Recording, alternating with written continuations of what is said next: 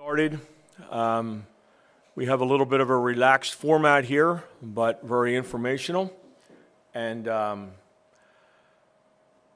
start off the evening, I think what we're going to do is we're going to pledge of allegiance to the flag, and we don't have one posted on a post, so we're going to use that one there. How's that?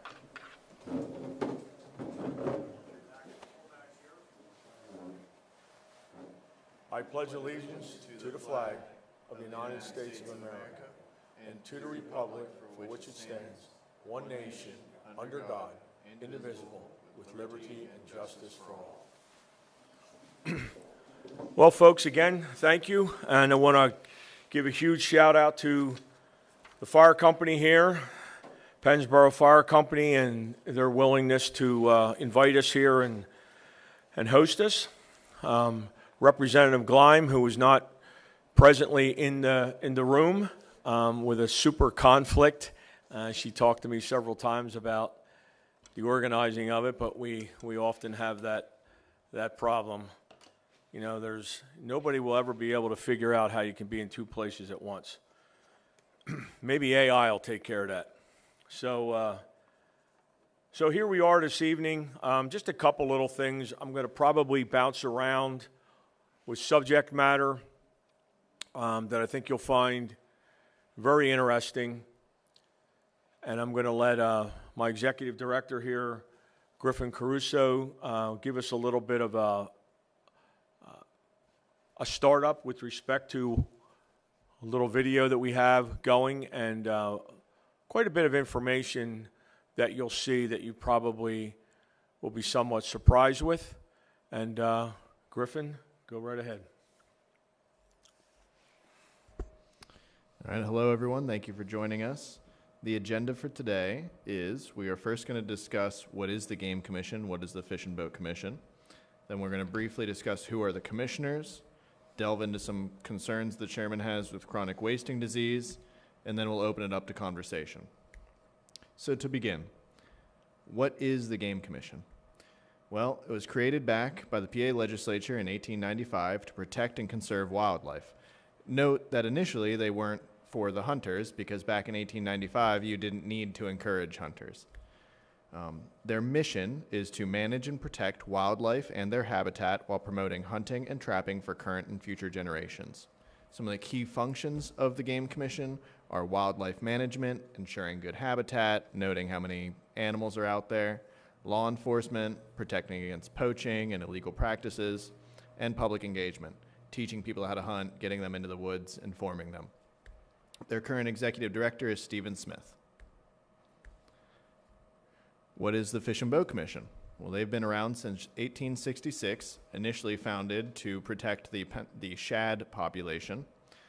Their mission is to protect, conserve, and enhance the Commonwealth's aquatic resources and provide fishing and boating opportunities. Some of the key functions of the Fish and Boat Commission are regulation and enforcement. They determine how many fish you can catch, how big they need to be. You see them out on the lakes, making sure people are doing everything properly. Education and outreach. They run a lot of efforts, especially with children, to encourage them to fish, to teach them how to fish, teach people about amphibians, reptiles, and fish. And if I could stop right there, I will do this tonight. I will sort of interject just little pieces of information. And we may bring this back up later, but I just want to tell you that when it comes to the Fish Commission and their probably, I would say, the biggest impact that they have on the sportsmen in Pennsylvania is trout stocking. And I want to give you a statistic that I think you'll find interesting. 2/3 of the streams, creeks, and rivers in Pennsylvania would not have trout in them if we did not stock them. 2/3. So it's a significant endeavor and a very significant piece of what they do on the sportsman side. Yeah, and the streams that would support trout probably wouldn't support large enough trout to bother with. Their current executive director is Tim Schaefer. Both commissions are funded with your money. They are funded by the sportsmen. They are separate from the general fund. They don't get appropriations from taxpayers every year. They get money from license sales and some federal taxes on firearms and boats and fishing supplies, what have you. They're outside the realm of most government agencies. These are independent commissions. They make regulations in a different manner than, say, the Department of Environmental Protection or Department of Conservation and Natural Resources. They're largely independent. They don't have a tremendous amount of oversight from the legislature or even really from the public. We have commissioners and people who work for these agencies that work up the regulations that make the rules that we all need to follow. And to make another comment towards that, I'll reinforce the fact that in many aspects, I think a true sportsman would appreciate and support that type of structure.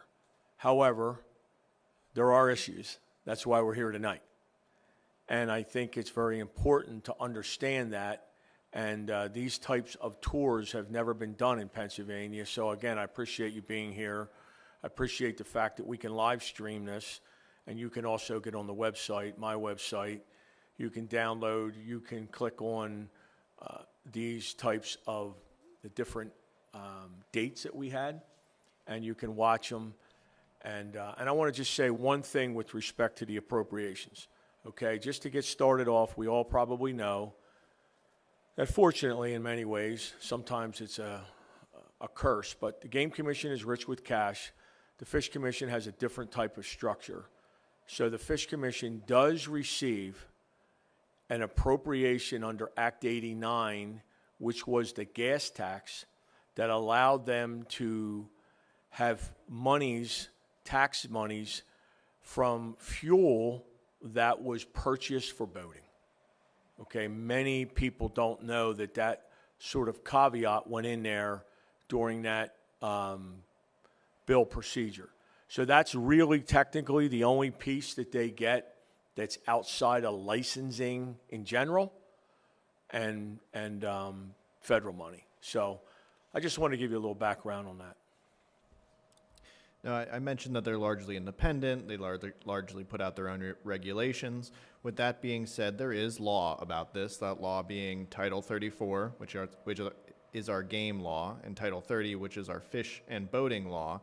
And the law sets general boundaries, some specifics, but it doesn't set bag limits or seasons. Much of that is left up to regulation. So now we know what the commissions are. Who are the commissioners? Well, a commissioner, first and foremost for both commissions, is an appointee. They are suggested by the governor's advisory council to the governor. The governor then chooses who of these people he would like to have or she would like to have as a commissioner, and that person must then be confirmed by the Senate. The sportsmen are not involved. The House is not involved. It's purely the governor and the Senate. And I want to stop right there, especially for the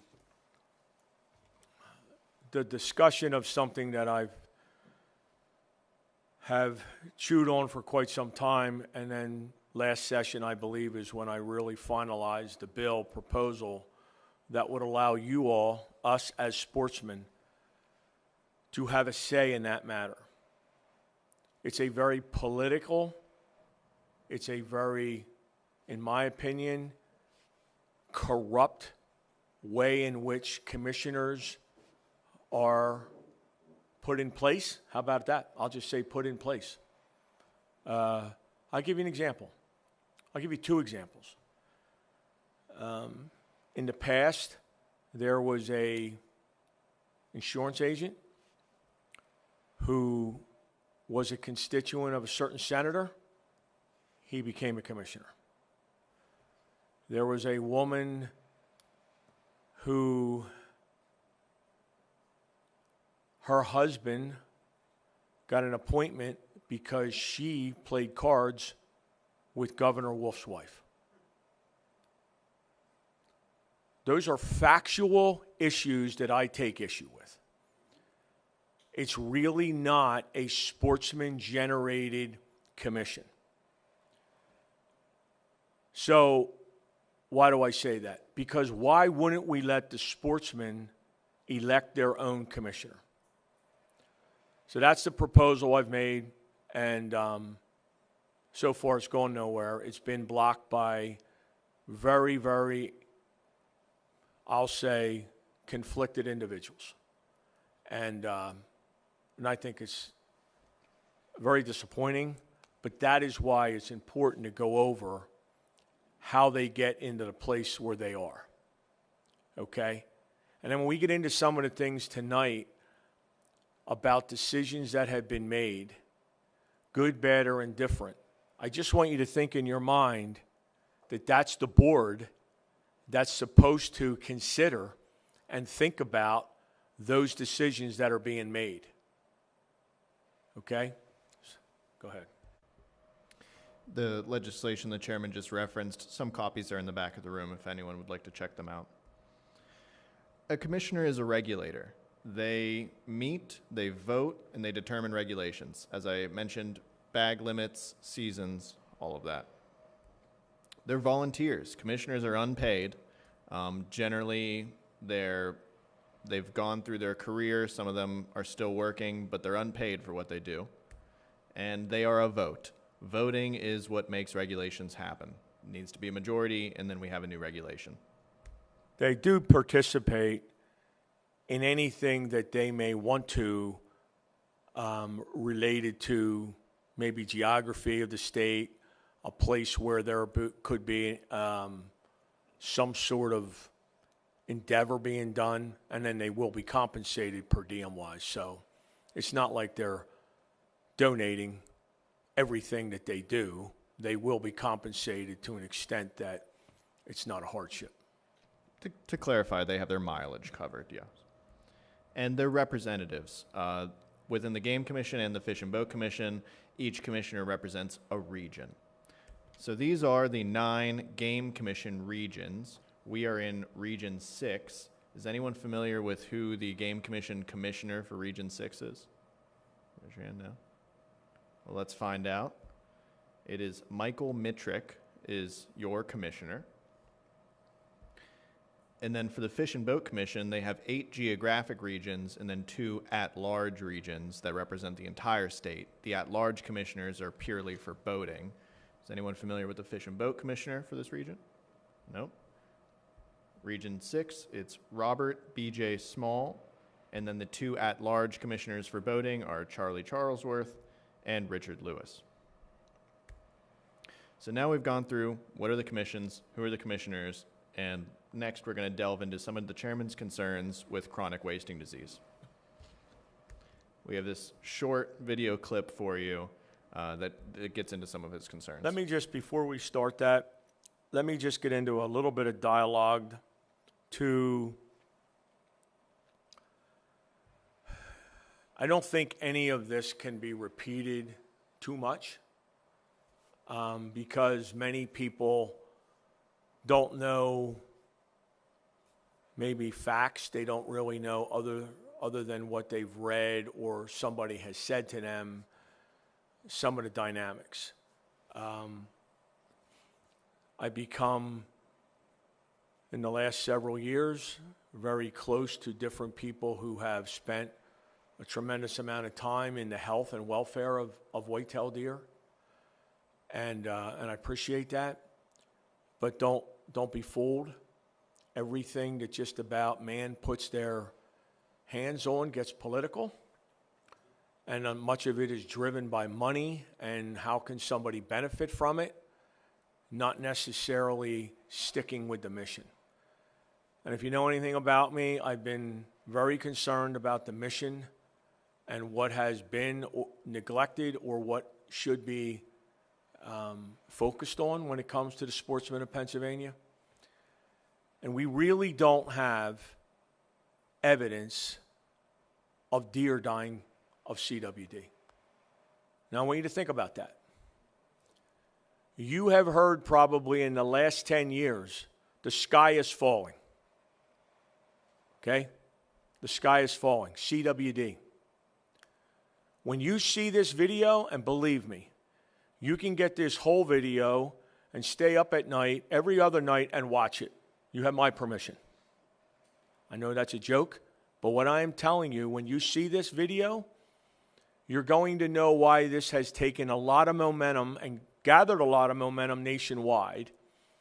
And now there are people who I have known professionally across the country of America who are talking about this issue now because EHD has killed deer. And you hear nothing of it. Okay? When you see this video, and I truly can't say it strong enough,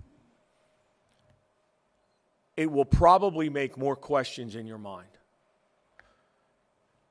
But I'm going to tell you there's two very well-renowned individuals nationwide now who I have seen now in the last several months since it almost seems, and I've talked to both of them, it almost seems that since this video and our momentum of shining the light on this has really taken off. One man particularly who sort of challenged me one night at a conference, or one morning at breakfast before the conference took place, didn't seem to understand my concerns about where the Game Commission was or wasn't going with respect to wildlife.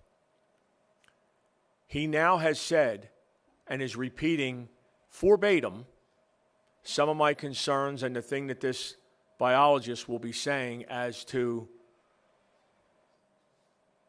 we're not getting any answers. Another man told me, who's very well renowned on a TV show on television, especially he and his wife have a tremendous, I'll just say a tremendous machine, if you will, directed around and supported by products of hunters and things like that. And he told me to my face, he said, if this is a true agricultural problem, it would be addressed so. So I just want you to think about those things that you may have had questions about yourself, because it was first discovered in 1967. Okay? And here we are, 2025. And when this man says tonight, you not only don't have an answer, he's going to tell you tonight that everything you've been told is wrong. So it's concerning, and it should be concerning to all of us. So let's roll it. A link to this video can be found in the back of the room. We're just going to watch 2 or 3 minutes.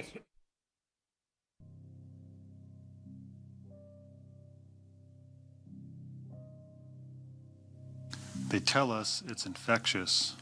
They tell us it's the killer of deer. They tell us it's 100% fatal. They tell us that if we feed the deer, we are spreading it. They tell us it's from prions and they are everywhere.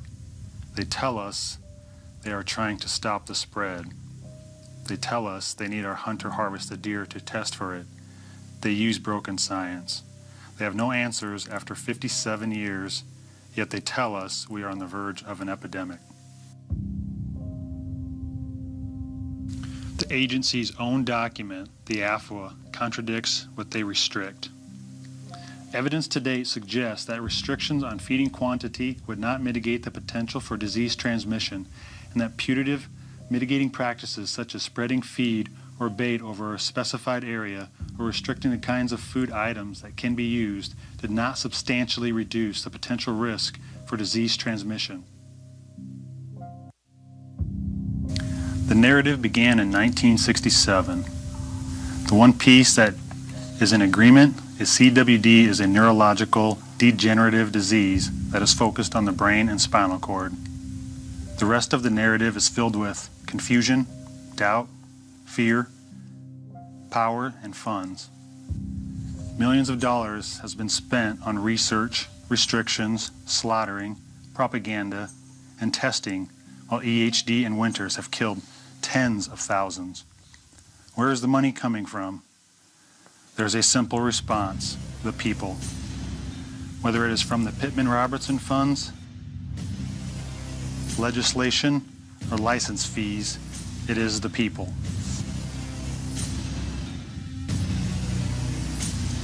Recently, Federal Bill 5608, CWD Research and Management, was passed in the House with suspended rules and sent to the Senate, where it sat with no action taken for 8 months. The bill was then picked up in the Omnibus Bill, H.R. 2167, in December of 2022. $70 million a year for 6 years, equally $420 million. The bulk of the bill reads that state agencies and tribes can get a crack at millions as long as they follow a certain criteria in which the agencies wrote. New areas of detections, more funds. Strict management, more funds. More detections, more funds. Commitment of funds, more funds.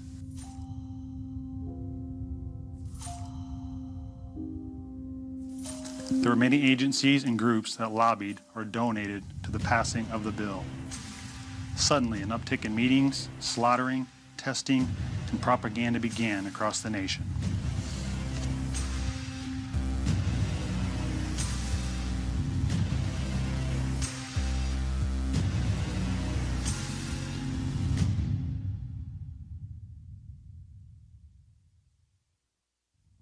We aren't seeing the death. Where are all the dead deer they are telling us is happening by CWD?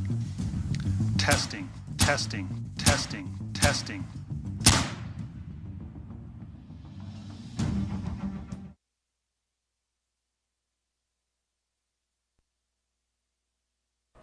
Within the same vein, the chairman mentioned how we have been looking at this for decades now, and the core is prions, and the chairman has some alternative ideas on this, and they're worth looking into because we don't really know what's going on with CWD. So there's another quick clip here that we're going to share, and that'll be the conclusion of this video. Every image seen of a prion is an artist's impression, just graphics, none of the actual slide or actual image. In 2021, a research paper claimed to have a picture using magnification of 81,000. Well, I used an electron microscope with 126,000 magnification, and I can confirm that there are no such things as a prion. If you see germs, you should be able to see a prion. There are no such things as a prion. What the heck are they testing? So a link to this video is in the back of the room if you'd like to watch more, but the chairman here is really just asking questions. So think about that. That doctor there, whose name is becoming very, very well known, if you watch the full video, you get to see him in person.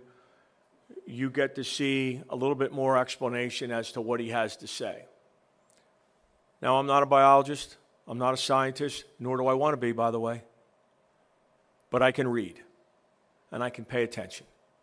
And it was how I was raised, taught, educated, and this brings me to many concerns that as you watch that video and see some of the working parts to this, I think you probably have the questions that I do.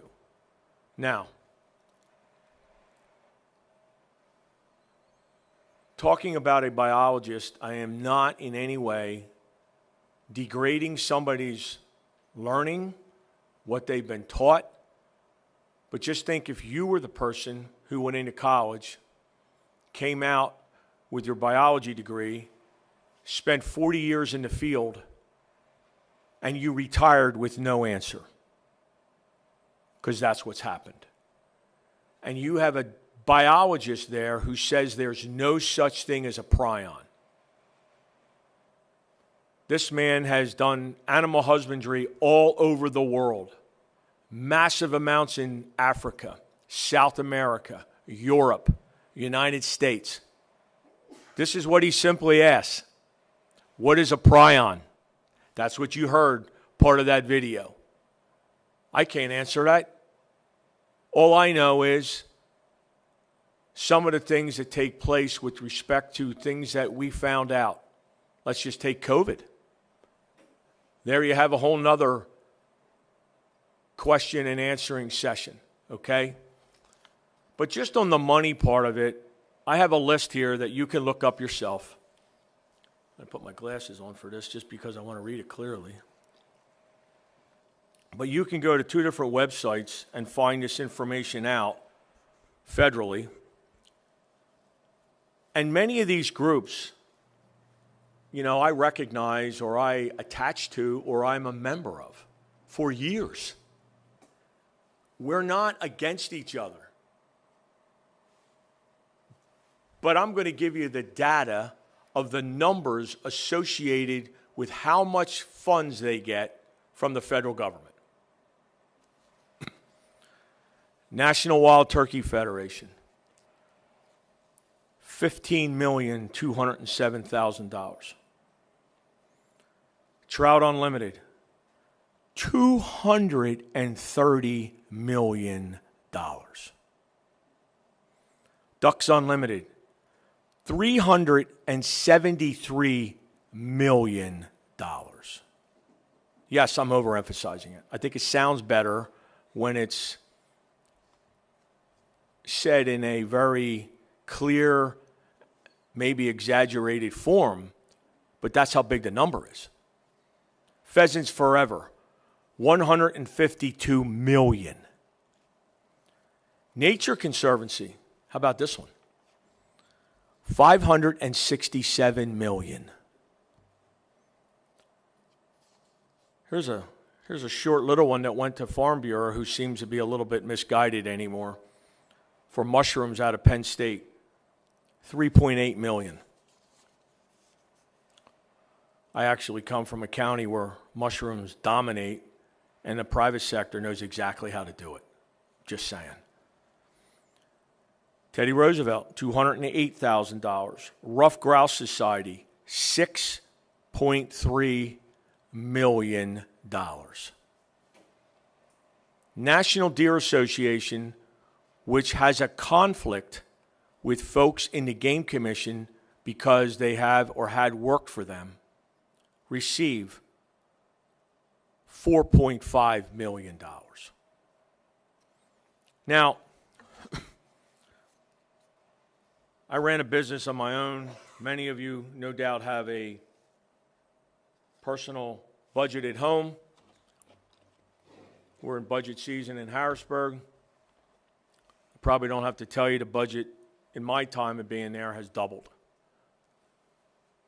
I think there's a simple request that people have of where's the money going. And you can ask line items, you can read line items, but at the end of the day, I think as a sportsman, you want to know where did that money go that went to those agencies. Now, I'm not saying there's not good products. I'm not saying there's not good projects. I'm not saying anything. All I'm actually doing is showing you the numbers. You get to sort of write in what you think or what you may have read or what you may know as where it went. Okay? Let's just talk about pheasants. The Game Commission had pheasant farms. Those of you that have gray or white hair in the audience probably grew up, like I did, seeing pheasants and enjoying the pursuit of them a lot.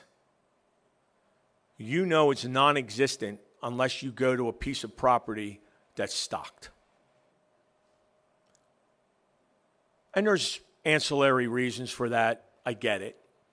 Much of which is farming related and chemically related. Let's not fool ourselves.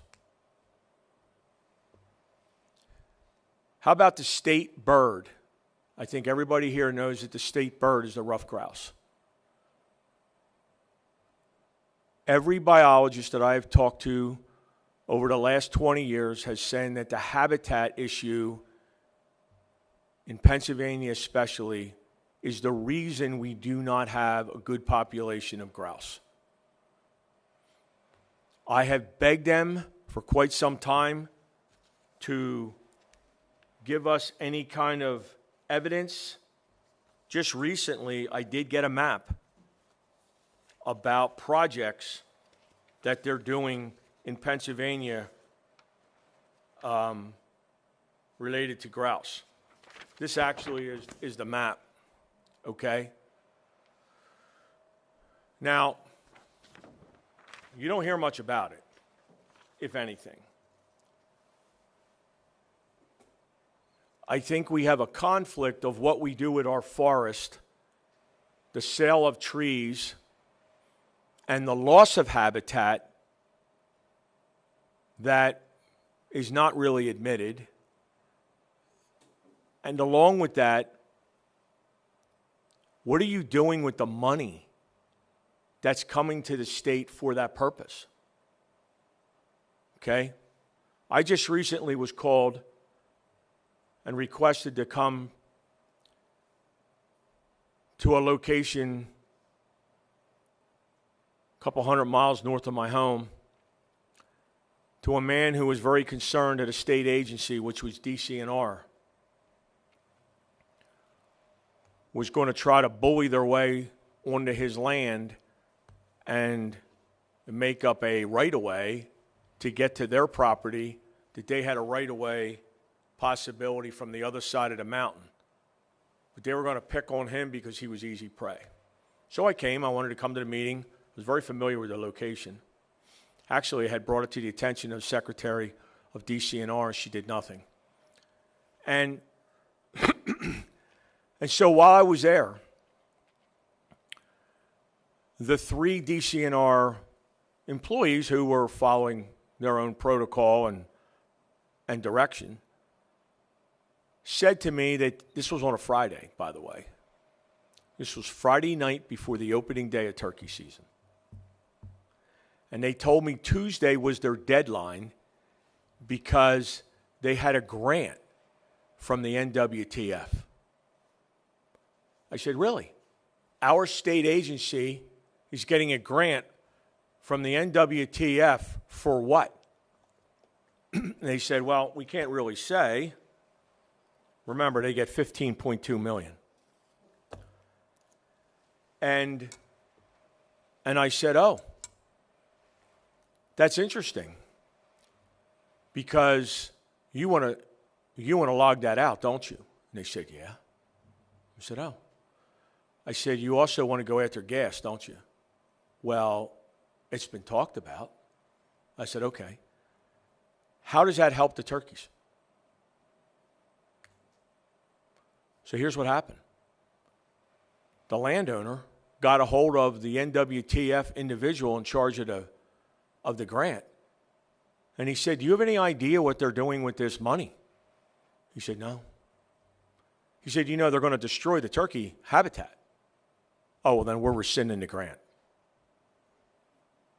That's what just happened.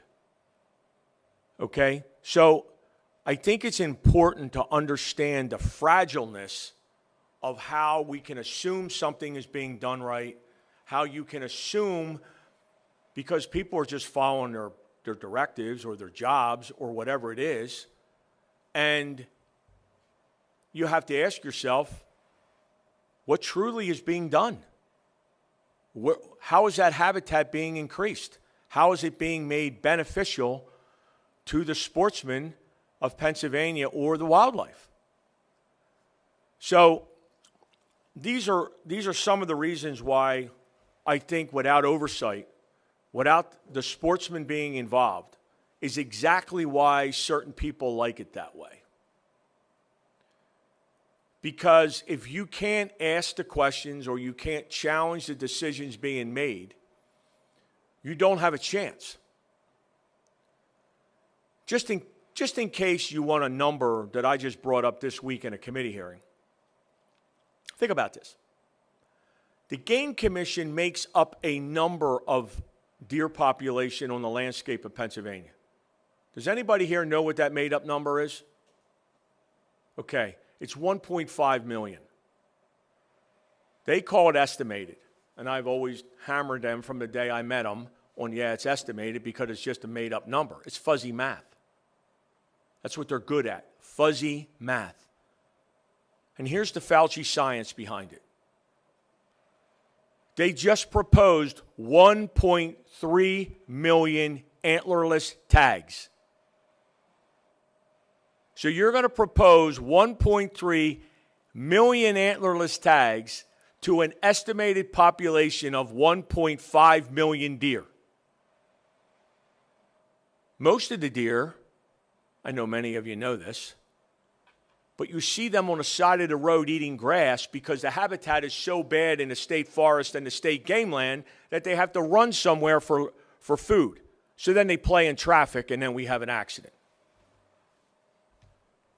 It's infuriating to know the simplest parts of wildlife is not hard to figure out. It's reproduction, and it's their belly. It drives the behavior of all wildlife. It's just that simple. So anybody who grew up like I did, going to the northern tier deer hunting, bear hunting, knows that the population has been decimated. I see a lot of heads nodding yes, because you know it's true. A former executive director, of which several of them have been excused of their duty, said to me and others in public, well, if a deer lived here, he'd have to pack his lunch because there's no food. Now that's from the mouth of an executive director that's supposed to be providing at the direction of commissioners for the Sportsmen. Well, that was their responsibility to make sure that that deer had something to eat. You don't just boast about the fact that it's so decimated that there's no reason for a deer to be there. Come on, folks, this isn't like rocket science. So these are why I think we find ourselves in the conflict of accountability, questions that I have received and continue to receive no matter where I go. And it's difficult, especially when you see that makeup. So let's go back to that. I have done some right-to-know requests of the governor's office, of the Game Commission, for information that's not disclosed. Here's one for you. I did a right-to-know request to the governor's office about the Game Commission, and this is what they came back with. I actually have the letter. I think it's even here in the file tonight. They are an independent agency. We have no oversight. But this governor put out a directive, an executive order, forcing the Fish Commission and the Game Commission, which they didn't have to do it, by the way, to run their websites through him, pa.gov. So what do you think I get as a result of it? That is the most cumbersome, impractical, you can't find your way around the websites. Everything has now become more difficult because the Governor Shapiro's put out this executive order.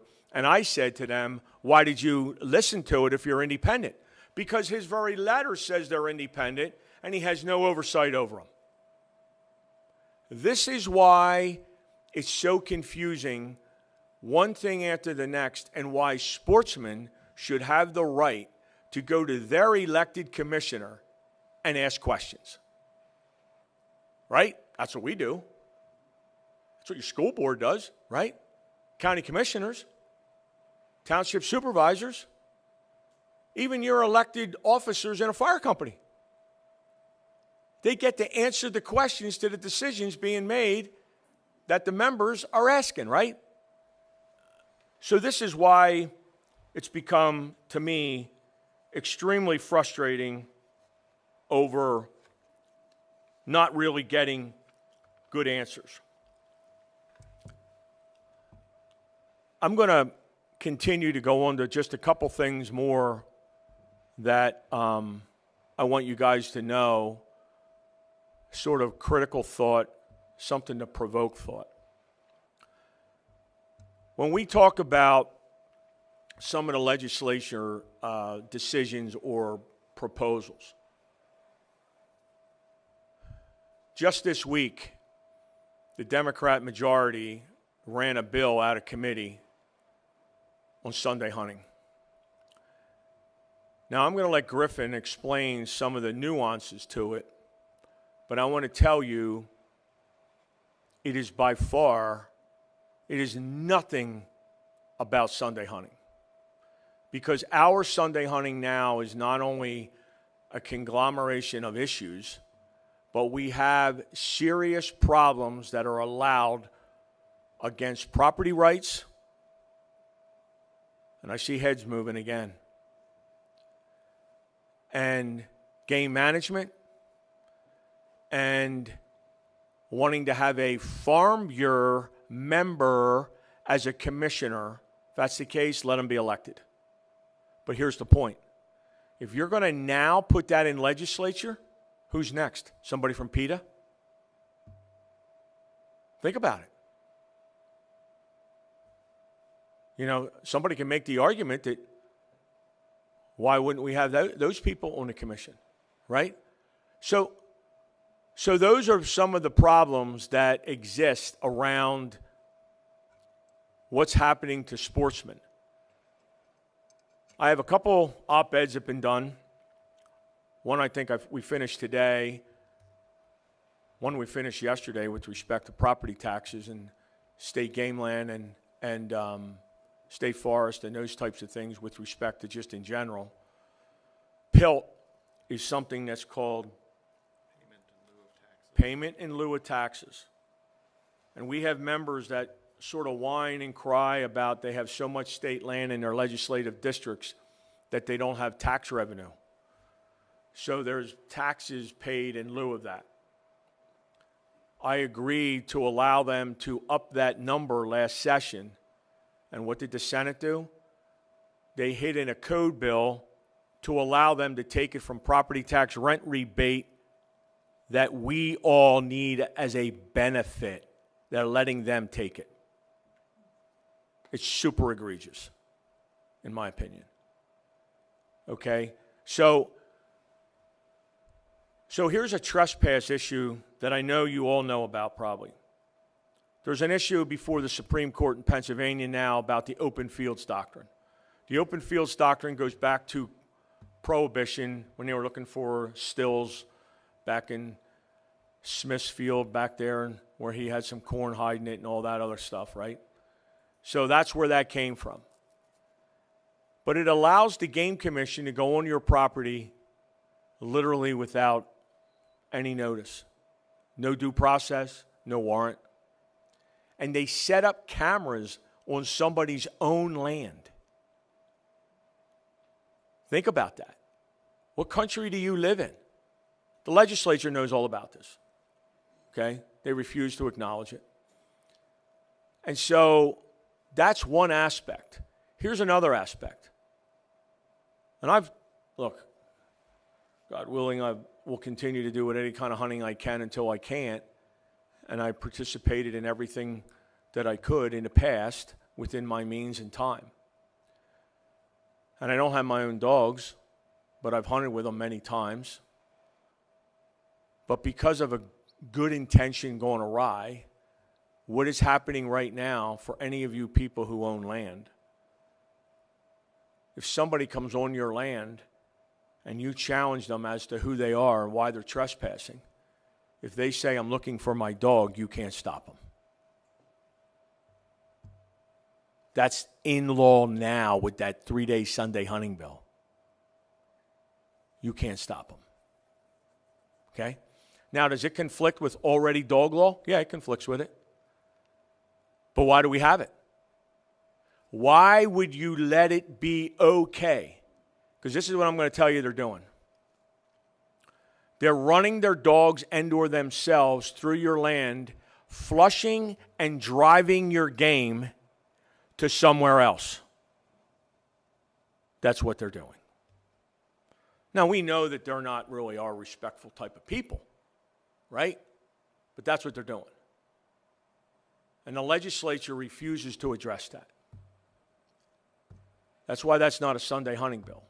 It's a conglomeration of more and more issues that just don't make sense. So there is an issue nationwide about bureaucrats entering these agencies that are actually destroying them. I represent PA nationwide, and I've been in many seminars over this issue. But here's one of the problems. It's unaccountable people that you don't know have a plan or they just have a ideological difference and they're allowed to run ripshod over your rights or over the mission of the agency. And that's where we're at. You know, these are some of the problems as to why the devil is always in the details. You know, it's always in the details. The Game Commission is one of the worst offenders of the details. You know, here's another thing. How many of you guys, look, I live in farm country. I pretend to be a farmer sometimes with my tractor and the stuff I do. And I think we all probably can relate to that and enjoy it. But I don't expect the sportsman to pay for a fence to go around the field that I just planted because deer come into it and eat it. Actually, we have a multi-billion-dollar industry in America called food plots. And every crop is a food plot. It's what it is. Whether it's birds, coons, squirrels, deer, or bear. Just to name a few. So now you have the Game Commission giving seminars on how to prepare land to put in a food plot, and then, oh, by the way, we'll give you D-maps so that you can kill the deer. This is what's going on, folks. I mean, I know you know it, but this is what's going on. And it's important for us to make these recordings so people can get to share it with their friends and family and fellow sportsmen, because many people don't hear it explained that way. And I'm also going to go to something right now that I know it's touchy, but it doesn't really bother me if you're offended in a sense of the problem that it may be occurring from it, because we need to be honest. See this book here? This book is called Toxic Legacy. It's written by a woman who, very similarly to Rachel Carson. Does anybody know what the Rachel Carson building is in Harrisburg? That's the building that the DEP is in and DCNR is in, named after the woman who brought forward the problem with DDT, Rachel Carson. This glyphosate, i.e. Roundup, is so toxic that if you folks want to look up a real quick little article, look up, and I could send it to you, the article on Girl Scout cookies that came out this year. Girl Scout cookies, every single variety and flavor is riddled with glyphosate. You know those little cute little warriors that we have, it's called daughters and granddaughters, going out selling them? This is what they're selling. Okay? Now this is what the Game Commission and others will tell you to do to your land just so you can prepare it to put a food plot in. Spray it with glyphosate, then drill it, or plant it, or do whatever. Okay, I understand. But I think the reality is you need to know what glyphosate is. So here's one paragraph in the foreword of this book that I think is very, very important.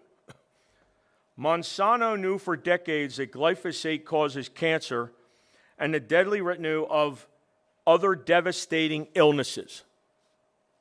Instead of warning its customers and consumers about the risks, Monsanto manipulated the science, defrauded regulators, bribed prominent researchers, transformed the EPA pesticide division,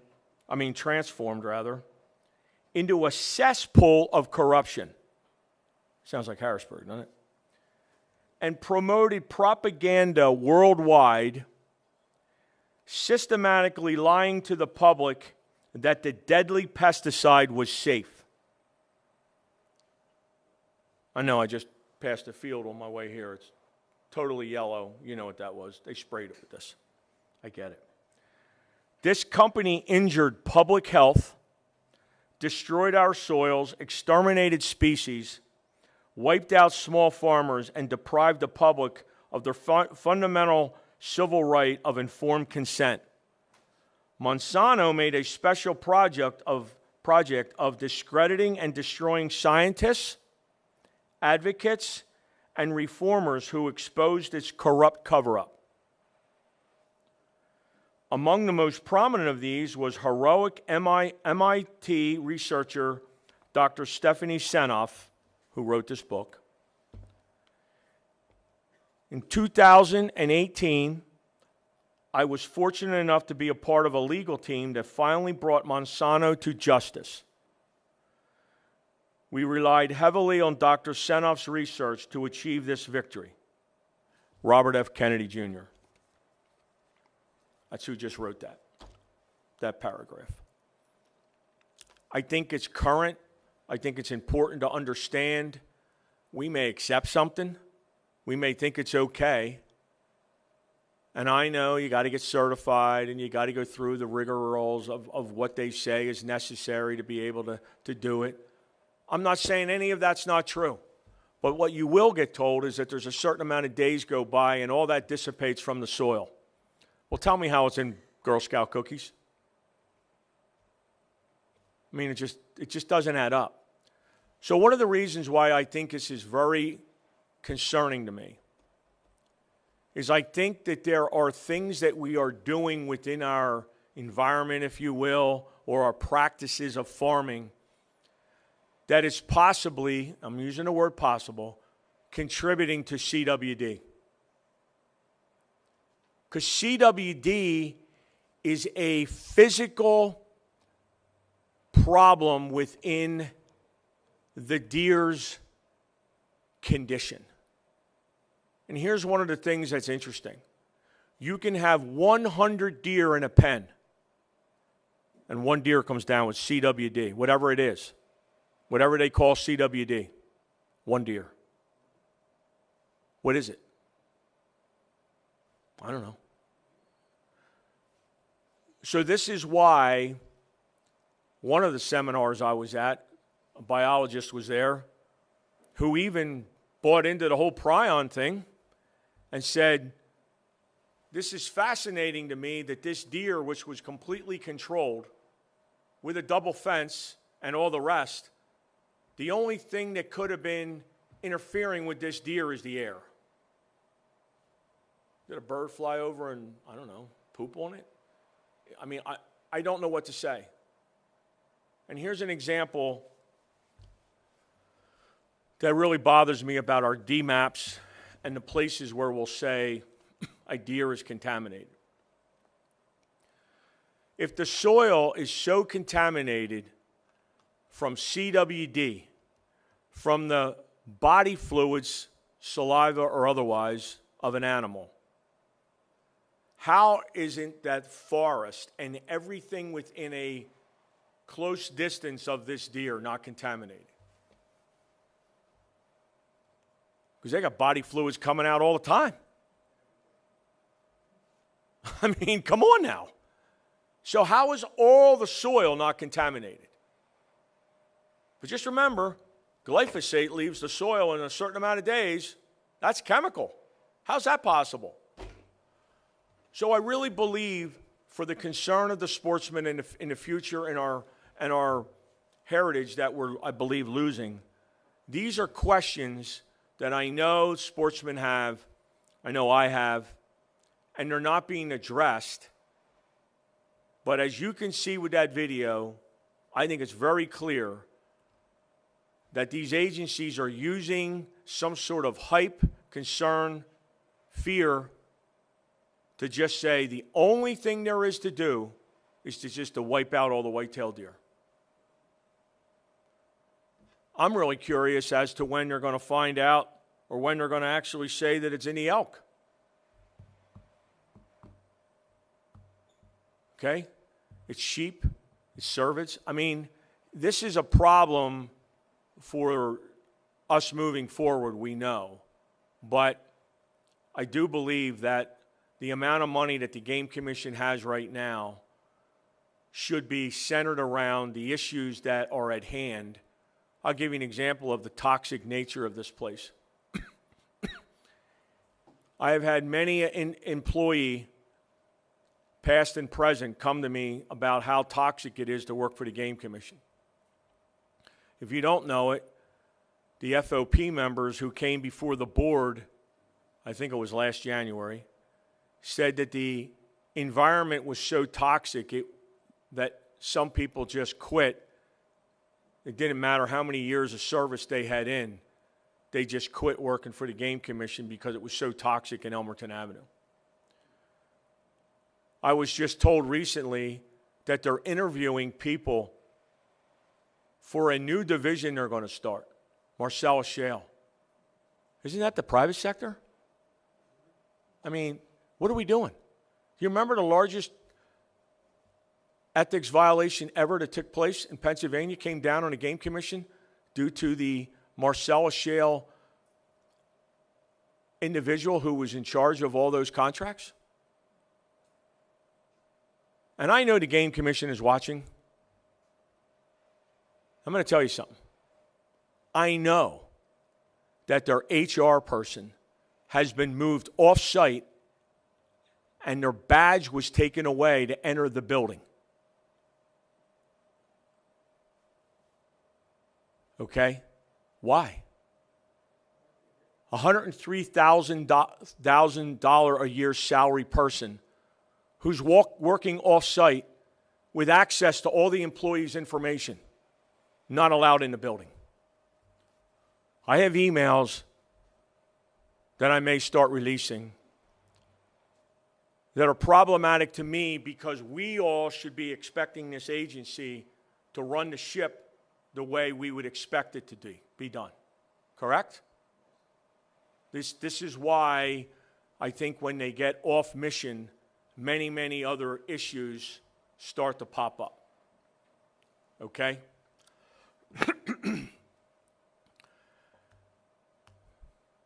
Operatives or directives have been given to delete information on their computers. You know that's against the law, right? Yeah. Evidently they don't. So these are some of the challenges that we're up against, okay? It doesn't mean that some of these things won't be addressed. Trump administration may come in. I don't know. But I can tell you this. The sportsmen need their voice heard. And it's not just one issue that's going to fix it. I think Elmerton Avenue has to be cleaned out. Elmerton Avenue's toxic nature and corruption needs to be fixed. And so, having said all that, I'm going to back off a little bit here. I'm going to let folks come to the microphone, ask questions, comments as you see fit, and then we'll just have some dialogue. And now we're going to get into the bread and butter of this, and that's the open conversation. So thus far on our tour around the state, we've heard a lot of general concerns about habitat management, expanding game lands, Sunday hunting, of course, both support and opposition, Monday versus Saturday, trespass. I mean, we've heard a lot already, but we hear different things everywhere we go. So, Charlie, if you could grab the comments for us. We're going to first go through everyone who had a written comment, and then please feel free to raise your hand. When you stand by the microphone, closer is better, just so we can have you recorded and people around the state who are listening can hear you. And Charlie, if you can just give me those papers there.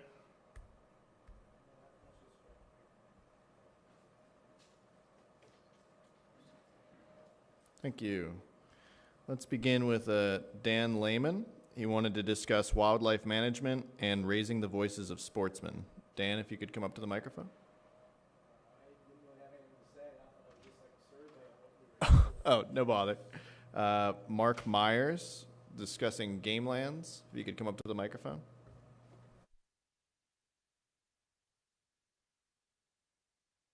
Yeah, I'm one of the townships that have game lands that we don't get any taxes from.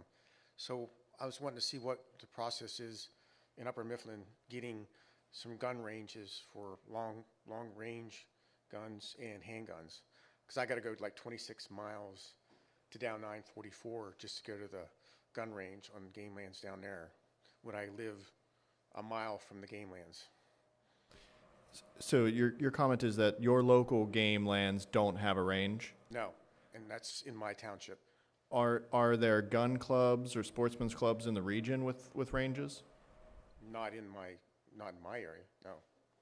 So I'm sure the chairman, with yourself, could reach out to the commission It's and like 2,500 acres of game lands right Yeah, there. so what you're seeing is a lack of access or even ability to have a range. Yes. Okay. Yeah. So what can happen is a request can be done that, especially since it's not a private gun club, I prefer the fact that it would be on our sportsman's land. Right.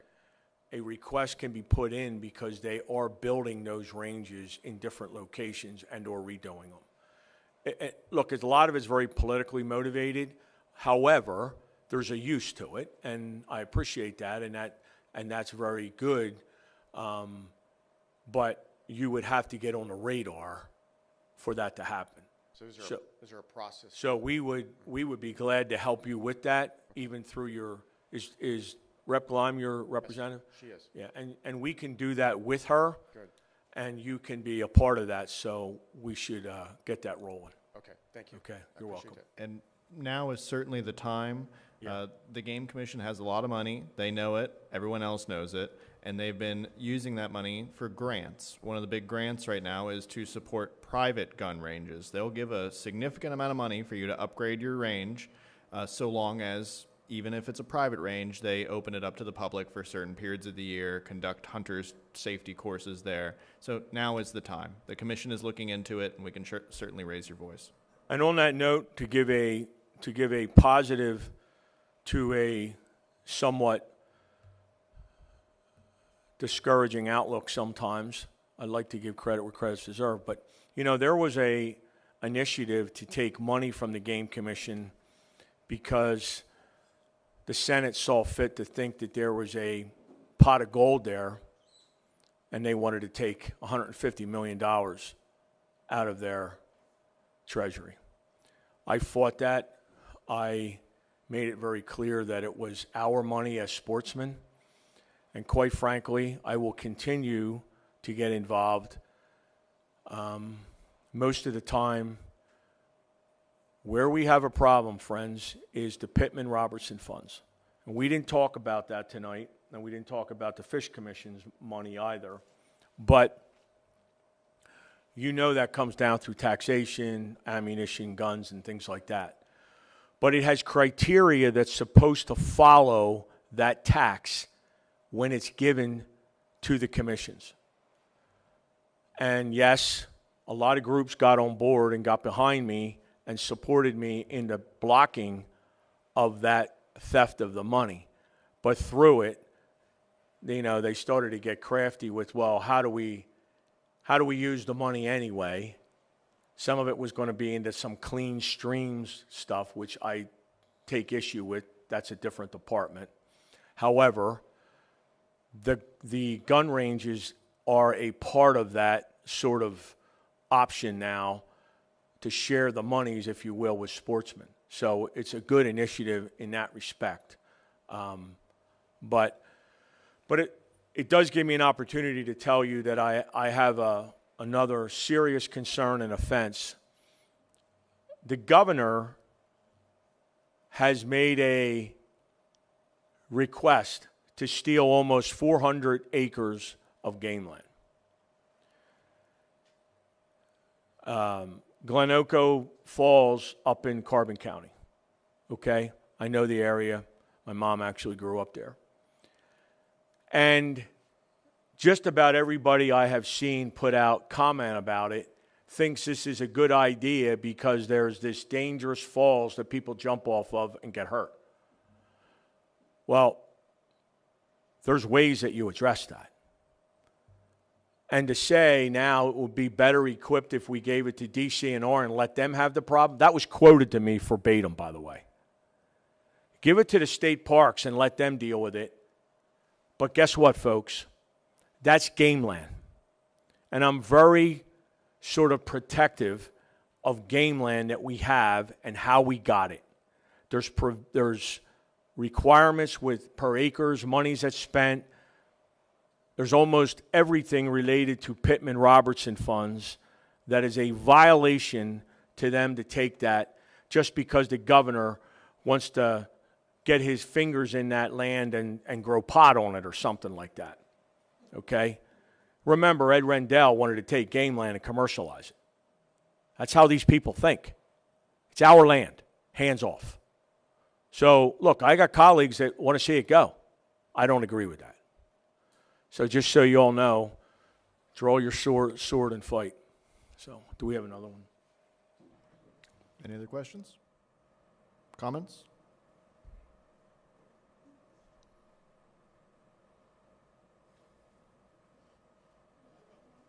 Yeah, please come up to the microphone. Lord Frankenbinder, let's bring back the regular deer season to a Monday. When that first started, they said it was going to bring millions and millions of dollars into Pennsylvania. I think they lost millions and millions of dollars. And the camp trial, you know, we only get half the people in. A lot of them don't even open up. I'm glad you're saying it because there's others of us that have been saying it and they don't want to hear it. At the hearing, at the Game and Fish Committee meeting just this week, Representative Smith gave a tremendous dialogue about the history of it, the facts of it, and quite frankly, the lies that the Game Commission has been putting out there about it. And that was one of the amendments that we had on that bill that they refused to let go through, that we would put it back to Saturday. Get her back to Monday. Yeah. I mean, take it away from the Saturday opener and put it back to Monday. And so I want you to understand how, and I think you know this, but, you know, people ask me all the time, what do some of these people actually do? Where I've had a hard time with is there's two now legislative liaisons, they call it, for the Game Commission. One supposedly more directed at the Senate and one more directed at the House. They are, in my mind, sportsman-funded internal lobbyists. That's what they are. They make decent salaries, benefits, pension, the whole bit. But they come into the Capitol to appease and or to give information that may or may not be totally accurate. Just recently, I did a right to know on the executive director and his activity in the Capitol. Here's pages of him coming to the Capitol to talk to elected officials. Why? Why? Why don't you just do your job? Why don't you direct the Game Commission in the way in which it should be to provide for the sportsmen of Pennsylvania? You weren't put in place to be a Harrisburg Capitol lobbyist. That is what it has turned into. It vexes me to know that so many of these things are just out of order without a purpose of the mission, which was to provide for the sportsmen. So, I don't know if there was anything else that I may have said tonight that it may have raised a question. Raise your hand, shout it out, whatever you would like. I'm here for that reason.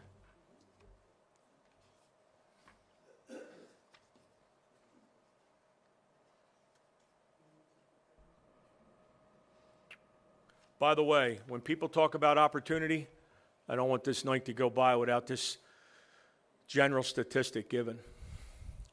When people talk about opportunity to go out of field, I started when I was 12, long before we had a mentoring program.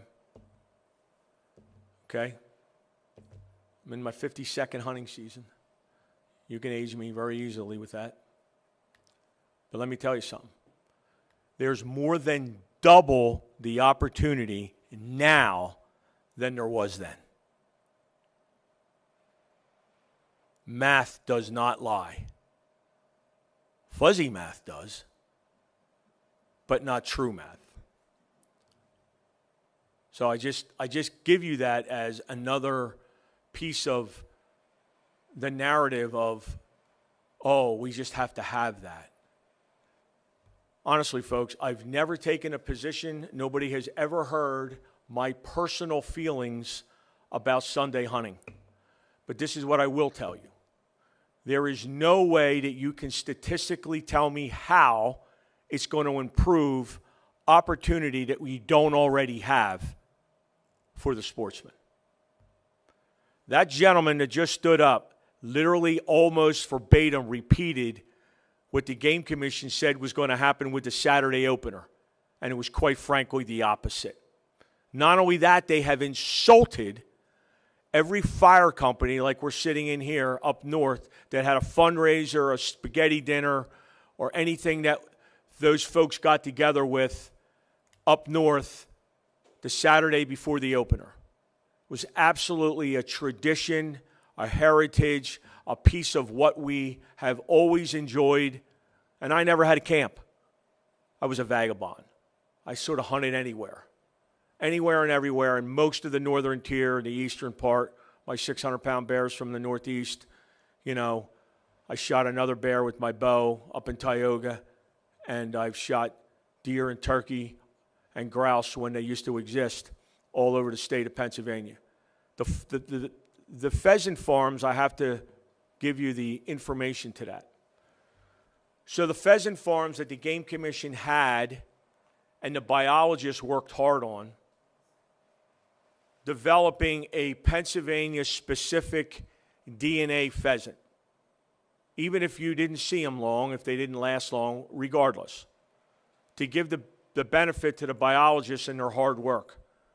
We had a DNA Pennsylvania-specific pheasant. You know what the last executive director said? Let them all out. We're going out of the business of raising pheasants. We lost all of that 40 years of biology research. They were all released, and we don't have any. We don't have any. And you know when they started that? They started that when they said, oh, we need money, so we need a license fee increase. So what they thought they would do was play politics, and they started to close them. And then, of course, some of us knew money was coming. And then when the lots of millions of dollars started to roll in with the Marcellus Shale, they couldn't use that as an excuse anymore. And now, because they're rich with money, they have to find other things to do. But that's what happened. You do not have pheasant farms that the Game Commission, and by the way, I'm told there was other state grant money spent on there. So far, the Game Commission, if you're listening, I know what you're about. You don't answer the questions about where the money came from or went when it came to grants. If grant money is on those pheasant farms, we need to know it, and you need to own up to it because you closed them down. Those are all real problems, folks, which I think most people just don't get the truth, and it's important to know. You don't even really see the writings. There's even a group of people who are in the writers, the outdoor writers. This is how that works, if I can explain it correctly. They'll write about issues in Pennsylvania for sportsmen and wildlife and prop up the Game Commission as much as they can so that the Game Commission then comes and gives them an award. That's how that works. Okay? And by the way, this optics here, gentlemen, this is the information that was given to the Game Commission by the Sportsmen of do not change the Monday opener to the Saturday. This is the 1,100-page document that my staff and I went through that was 62 or 3%. Don't change it. There's the facts right there. I bring that for the optics of it. That's just not like a couple pages. That's the Sportsmen saying, don't change it. You know, in my world, if you win by 62%, that's like not having an opponent. Really. That's what that is. So to your question, sir, they were told. The executive director came in my room one day, and I asked him, I said, what do you think was the benefit of changing it to Saturday? He says, well, I know of 2 kids that went hunting Saturday and they wouldn't have went Monday. That's your executive director. That's his answer. I mean, it's really sad. It truly is. So keep it up. I would tell you that if you have any outreach issues, any questions you have, glad to try to get you help, glad to get you information. I want to give a shout out to this fire company again. Representative Gleim, salt of the earth, great representative. These people here are lucky to have her. And I truly appreciate your time. And I want to give a shout out to these guys that know how to coil up millions of miles of wire. Look at that. I mean, holy smokes. That's how much work goes into doing this. So let's give a round of applause to these guys. I want to thank Griffin. I want to thank everybody for coming. And again, stay in touch. If there's any way I can help you, I'll be glad to do it. Thank you.